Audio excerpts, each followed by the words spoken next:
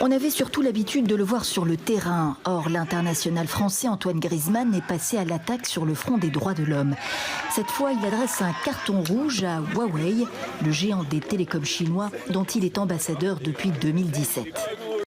Suite aux forts soupçons selon lesquels l'entreprise Huawei aurait contribué au développement d'une alerte ouïghour grâce à un logiciel de reconnaissance faciale, j'annonce que je mets un terme immédiat à mon partenaire me liant à cette société.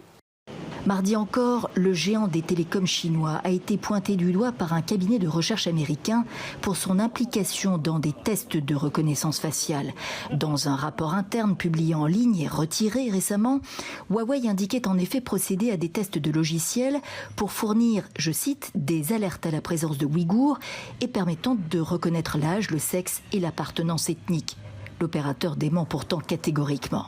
Nous ne développons pas d'algorithme ni d'application dans le domaine de la reconnaissance faciale ou de solutions ciblant des groupes ethniques.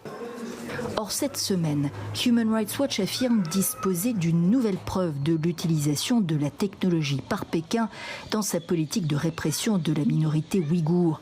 Pékin balaye l'accusation. Le soi-disant groupe de défense des droits de l'homme que vous avez mentionné a toujours été plein de préjugés et a semé le trouble. Leurs paroles ne valent pas la peine d'être réfutées.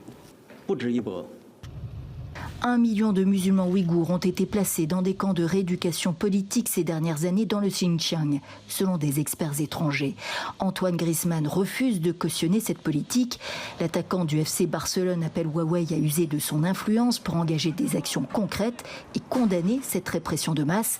Reste à voir si la rupture de son partenariat aura une influence sur les ventes de téléphones de la marque Huawei.